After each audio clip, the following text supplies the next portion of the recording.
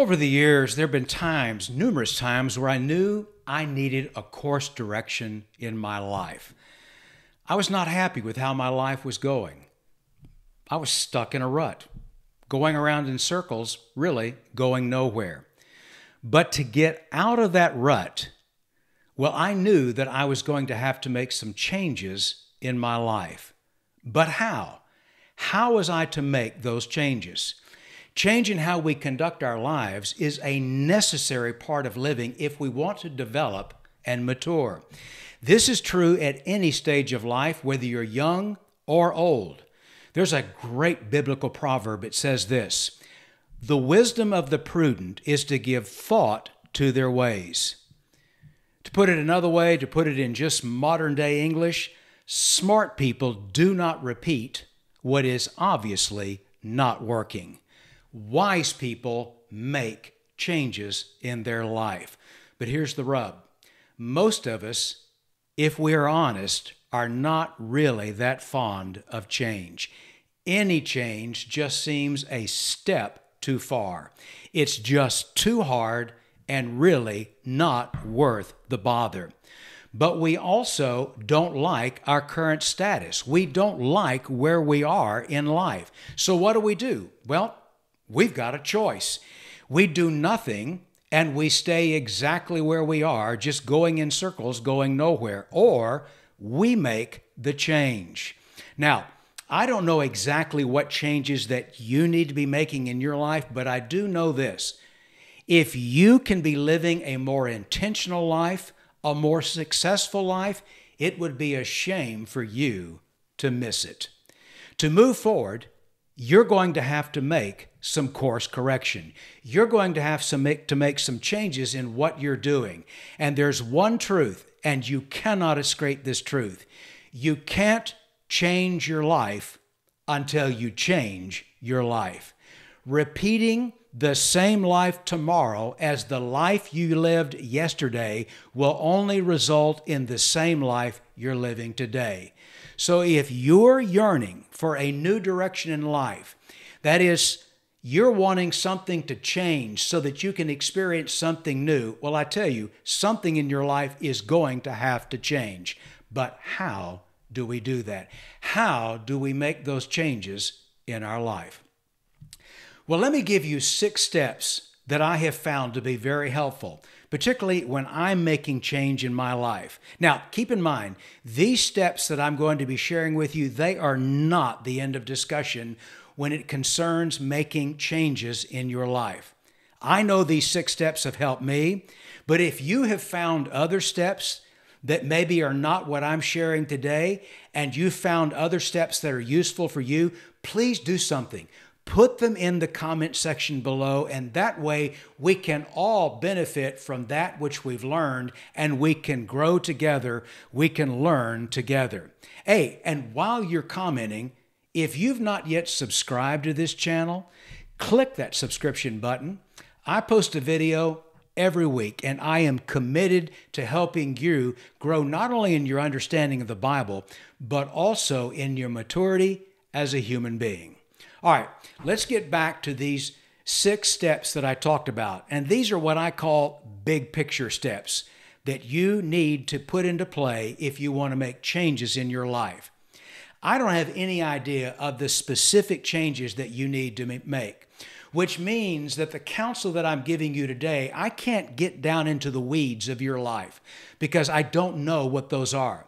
These steps that I'm giving you are big picture, big flyover steps, but they are critical and they need to be put into play if you're truly going to make changes in your life. So here's the first one. Take ownership. Nothing will ever happen in your life until you decide to do something. And you will not do something until you take ownership of your life. You are where you are because of you. You can't blame anybody else. You are where you are because of choices that you've made. That's true of you, and it's also true of me. Now, that's not to say, please hear me, that's not to say that there aren't people are circumstances that you have no control over, and yet they are affecting your life. That is true. That is true of most of us. But to blame people or to blame the circumstances for your lack of action, my friend, that's a dead-end street. To play the blame game is to play the victim card, and it will get you nowhere. Just look around at our culture. You can see lots and lots of people of all ages playing the victim card. And what do you see? What you see are a lot of people that are simply stuck, going in circles, going nowhere. Don't play the blame game. Don't play the victim card. You want to see change in your life? Then take ownership of it and do something. All right, here's the second step. Count the cost. Change is rarely free. There is almost always a trade-off. Some areas in your life will have to go in order to make room for the changes, the new that you're bringing. And the reason is you just cannot do everything. And also, change brings with it new disciplines and new effort. And if you are not willing to put in the work, you will never experience the wins that come from those needed changes in your life. The people who make those kind of changes in their life on a consistent basis, they get this. They understand this fact, and they are willing to pay the cost. They are willing to make the trade-offs for the success that they enjoy when making those changes. So here's the deal. You want to make changes, big or small, doesn't matter. You've just got to understand there is a cost, and you need to count that cost. But once you accept this reality, my friend, you are way, way ahead of the game. All right, here's the third step. Find yourself. Here is a simple but very, very far-reaching question. Do you know who you are? By that I mean, do you know what motivates you? What excites you? That action or that accomplishment, that behavior that when you do it, you can't explain how you do it. You just do it. It's inherent. It's just part of you. And when you do it, you just feel this deep, deep, deep sense of satisfaction and accomplishment. Do you know that about yourself? Listen, this is important. You need to find yourself if you're going to make changes. Here's why. There's a myth that has really messed up people. It is the myth of becoming. The mistaken idea that you can become anything you want to be. It's the idea that people, well, they're like putty, and they can be shaped and reshaped to conform to their wishes, their desires, or what people expect of them. And tied very closely to this assumption is the belief that your weaknesses are keeping you from becoming. Your weaknesses are those activities, those strengths, if you will, those talents or abilities that you're just not that good at. And so the idea is if you'll just concentrate on those areas where you fall short, changing those areas in your life, and you will find success. I'm going to tell you right now, that strategy will not work. It never works. And the reason why it never works is because you're trying to change things that are not you. The reason why you're not talented or gifted in a certain area is because you don't have that talent or gift. That doesn't mean there's something wrong with you. It just means that's not how God has wired you to live. We are not all the same. We are made uniquely and we are different, and we all have differing abilities, differing gifts, differing talents, and you need to know, what do you have? What makes you you? And when you focus on your strengths, when you focus on your talent, when you focus on where you're gifted, things really begin to change. For instance, you possess natural abilities. There are certain things that you just do. And when people ask you, how did you do that? You look at them and go, I don't know, I just do it. The reason you just do it is because it's you. It's within you. Now, that doesn't mean you can't get better at it. Of course you can, but it's still part of you. You're naturally drawn to certain subjects. There's certain things that just excite you, whether it's people or whether it's animals, whether it's data. I mean, there's just a myriad of things. We're all uniquely different. There are certain working conditions, if you will, that are ideal for you. And when you're working in those conditions, that's where you function your best. And by the way, this is really important. You have a singular outcome, that is a payoff. Whenever you're doing something, there is a payoff or a singular outcome that you're focused on, and this is what you're trying to accomplish. For instance, some of you, whenever you start something, there is a huge drive in you to finish it. If you can't finish it, you are frustrated. Some of you have this great drive or desire to always go further than what's expected. You want to be the best. Others of you have this drive that you want to make a difference. You want to make impact in anything you do. I mean, I could go on, but this is the real question. Do you know who you are? Do you know what makes you? Because if you don't know yourself, if you are not self-aware, you might begin to try to make changes that have nothing to do with you and will make you frustrated in the end. You need to find yourself. You need to know who you are. Then number 4, focus on the few. When it comes to making changes in your life, more is not better.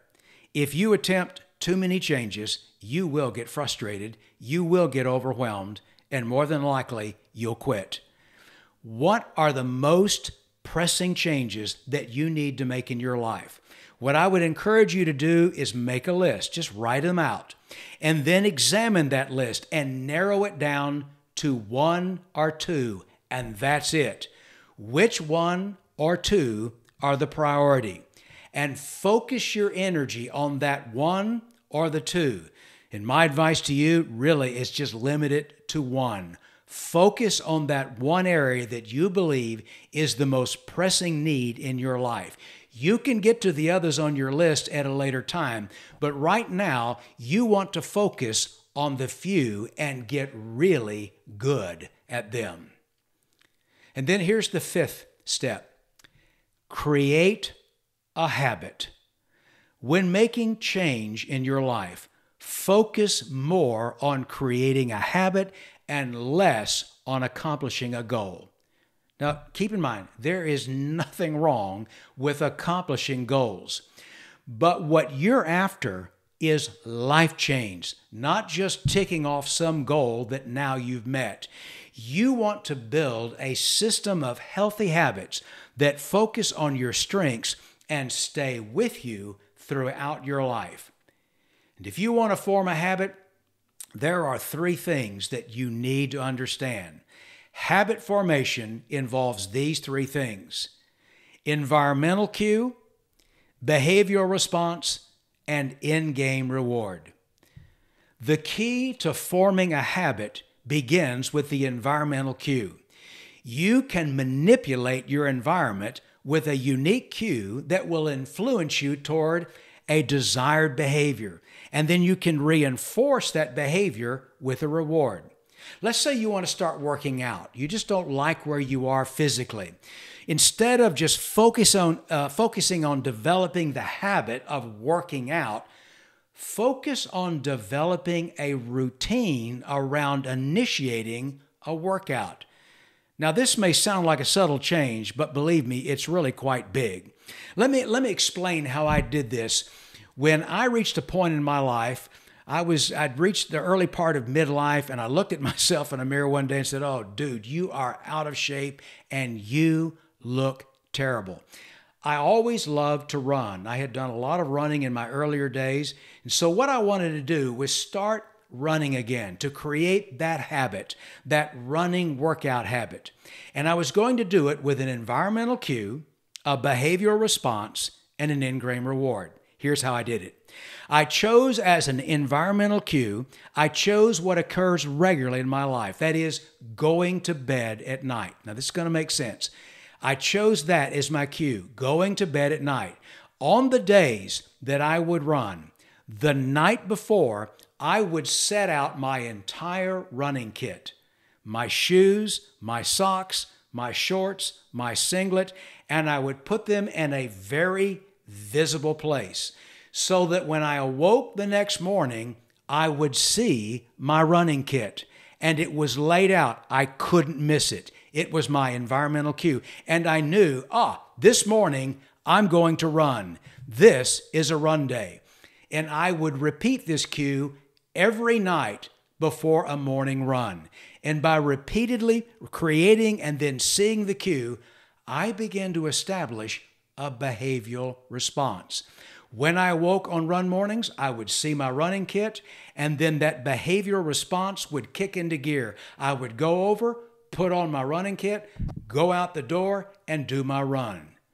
And then what about the in-game reward? Well, during that run, every time I would run, I would tell myself some way midway into the run, when I get back, I can reward myself with a cup of coffee. That was my in-game reward. Now, I know that sounds kind of silly, but people, it worked for me. And in time, I established a healthy habit, which I still practice more than 20 years later. Use the environmental cue to stimulate the behavioral response and then give yourself the in-game reward. And over time, you will establish that healthy habit.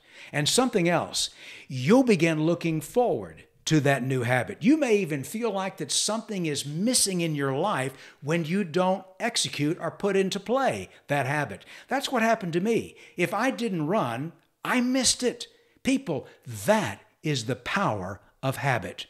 And this approach can work creating any habit. It really doesn't matter. You just need to be creative with the environmental cue so that it readily applies to the habit that you're wanting to establish. And then give yourself that in-game reward that you enjoy. Got it? All right, here's the last step. Lighten up. This last piece to making changes in your life is important. Stop being so hard on yourself. Give yourself time to accomplish whatever change you're needing to make in your life. And believe me, people, you're not going to make these changes overnight. Creating these healthy habits is not just a one and done deal. It takes time, it takes work, it takes effort, and you're going to mess up from time to time. You're going to miss some of those cues. You're going to fail to respond to some of those cues.